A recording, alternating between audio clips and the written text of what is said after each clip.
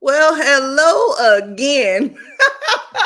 Hopefully, this time you can hear me. And shout out to Catherine Rogers. Thank you, sis, for letting me know that I was on mute the entire 10 minutes. Thankfully, these sessions are 10 minutes, so I could come back. And there was no way I was going to allow this celebration to be muted.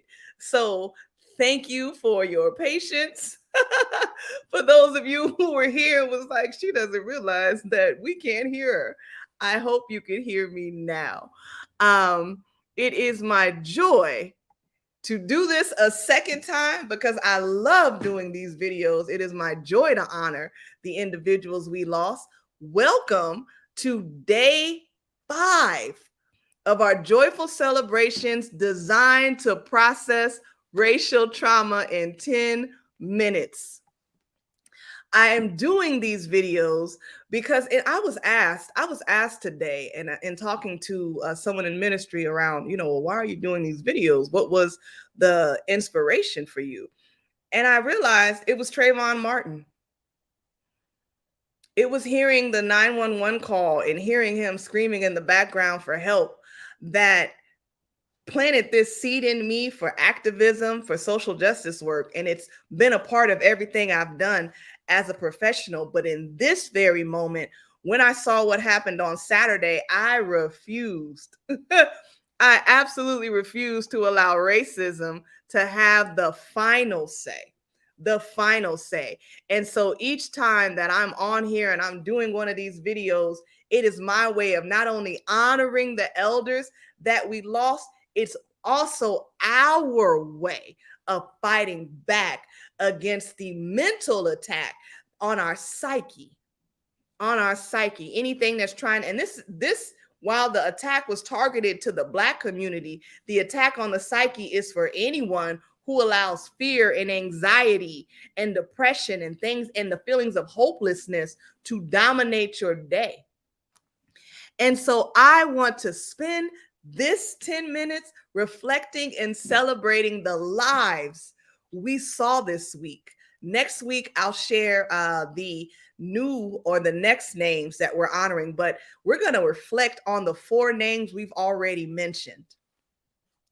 And to that regard, we will start with Miss Pearl Young, a licensed missionary.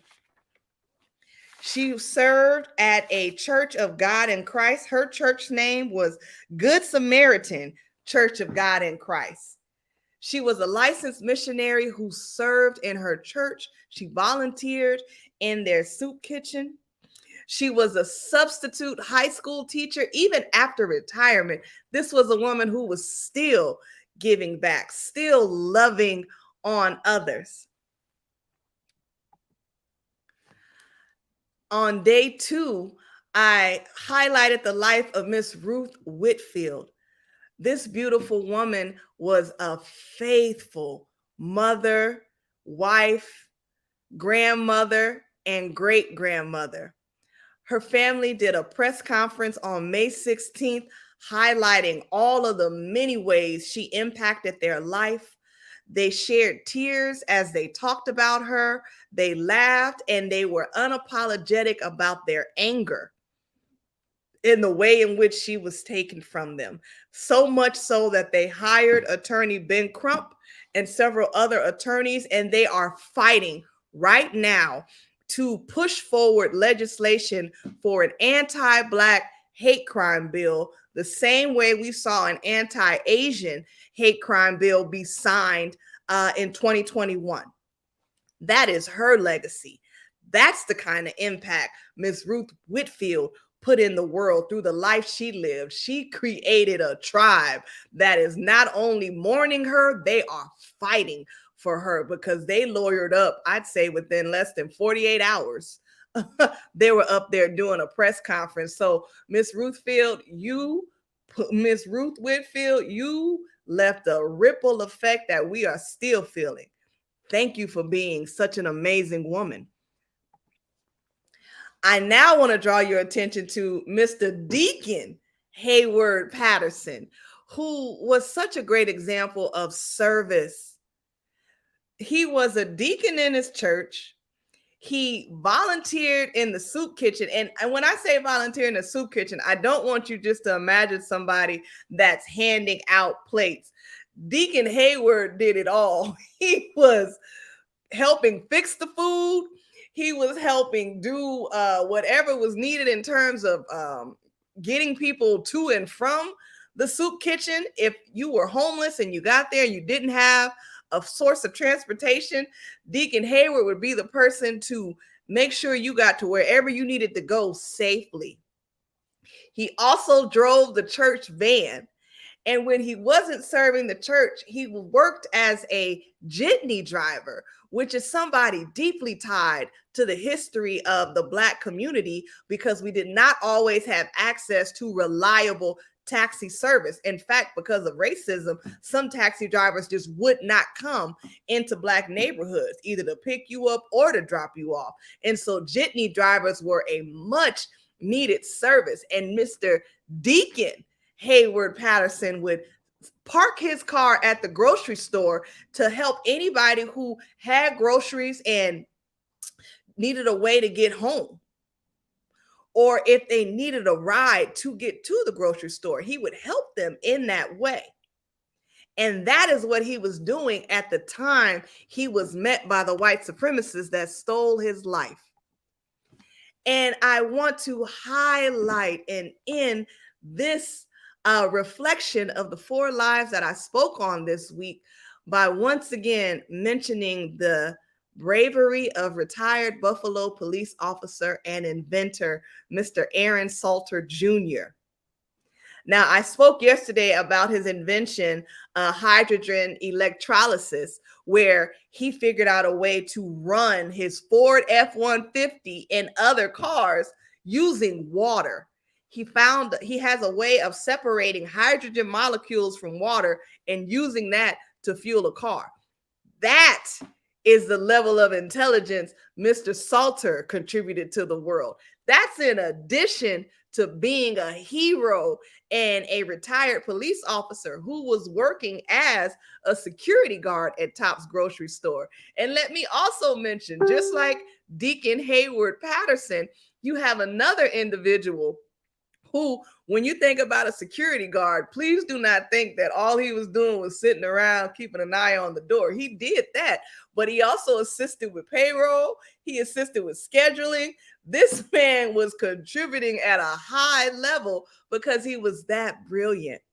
And it was his watchful eye that first noticed what was going on outside, that alerted people in the store and gave them a head start to start running. And it saved so many lives, even though he knew he was putting his life on the line, because the white supremacists he confronted had an automatic rifle and all he had was a pistol.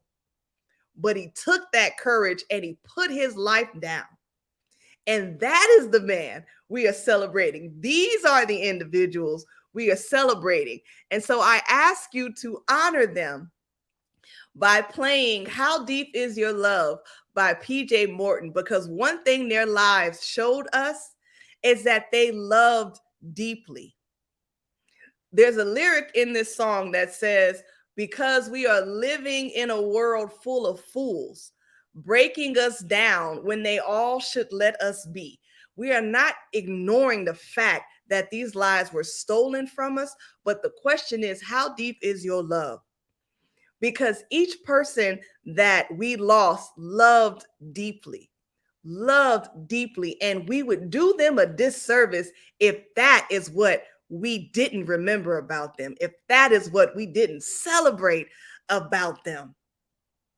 And so I encourage you to listen to this song on any streaming platform. Close your eyes, get comfortable in a seat, put your hands on your lap if you can, and just breathe in deeply while this song is playing. Breathe in through the nose, exhale through the mouth, and allow the words from this song to just saturate you as you think about the lives of Miss Pearl Young, Miss Ruth Whitfield, Deacon Hayward Patterson, and Mr. Aaron Salter. How deep is the love they had for the people they served, the people they loved, and the people who loved them. And then think about how awesome it is to still be alive and be able to love others, whether it be your family, whether it be yourself. Take that time and meditate, because the fact that we're here on Friday is a gift in and of itself. And so I thank you for your time as we did this one again. If you want to watch any of the replays for the videos I've already done, please head over to the YouTube channel. They're all there. They're, free for the taking. Share this content. Let it encourage and uplift others as it has encouraged and uplifted me. And I hope it's made an impact on you. God bless. Bye.